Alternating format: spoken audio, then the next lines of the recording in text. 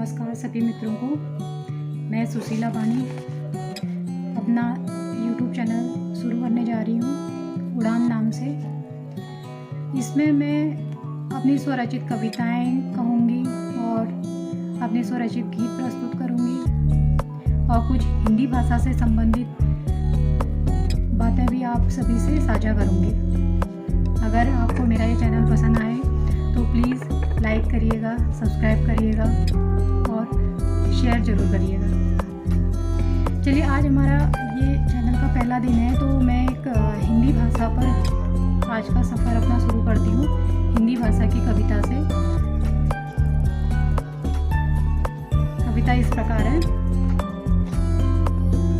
लेकिन ये कविता को बताने से पहले मैं एक बात बताना चाहती हूँ। जो ये मैंने कविता लिखी है, ये हिंदी भाषा का उद्भव कहाँ से हुआ और हिंदी भाषा कैसे अपना रूप संस्कृत से रूप बदलते हुए हिंदी जो आज हमारी राजभाषा है यहाँ तक पहुँची, यहाँ तक का पूरा सफ़र मैं इस कविता में संक्षेप में प्रस्तुत करूँगी। ठीक है, चलिए आइए कविता शुरू करते हैं। भाषाओं के कई रूप रंग, मैं तो उनकी जननी हूँ तो भाषा ही मैं, लेकिन थोड़ा उनसे हटकर हूँ।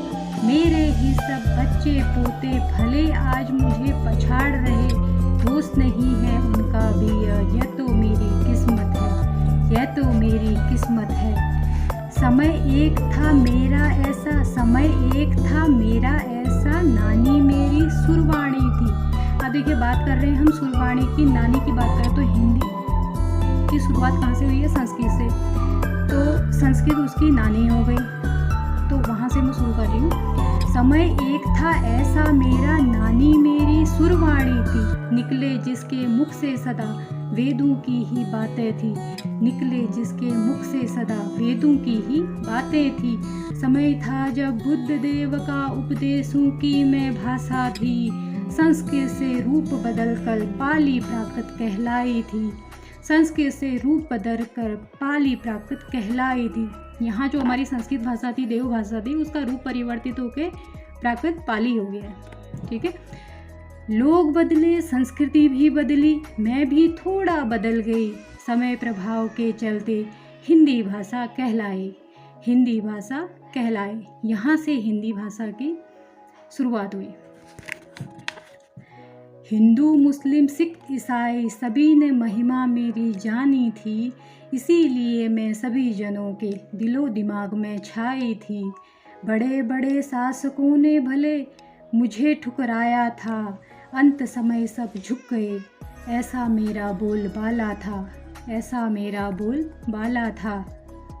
जंजीरों में देश था जकड़ा, जंजीरों में देश था जकड़ा, मैंने भी यातना झेली थी। ज़रा इस पंक्ति को गौर फरमाइएगा।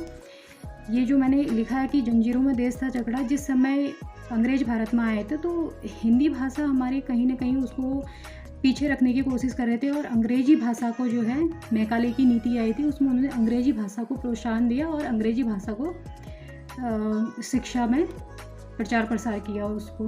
ठीक है, तो उसी को मैंने यहाँ पे लिया है। जंजीरों में देश था जकड़ा, मैंने भी यातना झेली थी, मैकाले ने अंग्रेजी को हक मेरा दिलाया था। गौरी से अकबर काल तक मेरा बोलबाला था, गौरी से अकबर तक मेरा बोलबाला था। टोडरमल ने फारसी को हक मेरा दिलाया था, टोडरमल ने फारसी को हक मेरा दिलाया था। क्योंकि जब गौरी के बाद ये अकबर शासन की बात हुई है, तो अकबर का शासनकाल शुरू होता है, उस समय यहाँ पे पूरा मुस्लिम साम्राज्य था, तो हिंदी भाषा ज़्यादातर अमूमन हर किसी को समझ में नहीं आती थी। तो वहाँ पे टोडरमल ने, जो वहाँ पे थे उनके नवरत्नों में, तो टोडरमल ने जो है वहाँ पर उस समय संयुक्त प्रांत की राजभाषा फारसी को कर दिया था। तो यही इसमें लिखा गया है। अब बात आती है, बात करूं अब सर सैयद की, बात करूं अब सर सैयद की, उसने गंवारू मुझे बताया था, मालवी जैसे महापुरुषों ने मुझे राजभाषा पुकारा था, मालवी जैसे राजपुरुषों ने मुझे राजभाषा कहकर पुकारा था। कल भी थी मैं, आज भी हूँ मैं, सदा रहूँगी जनभाषा। कल भी थी मैं, आज भी हूँ मैं, सदा रहूँगी जनभाषा।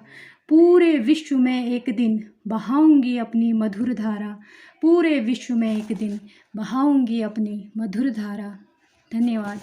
ये कविता अगर आपको पसंद आएगी तो प्लीज़ इसको शेयर करिएगा, लाइक करिएगा और सब्सक्राइब करिएगा। अगर इसमें कोई भी गलती मेरे से हुई है तो उसे मेरे कमेंट बॉक्स पे लिख दीजिएगा, जिससे मैं इस लेखन कार्य में थोड़ा सुधार कर पाऊँ। धन्यवाद।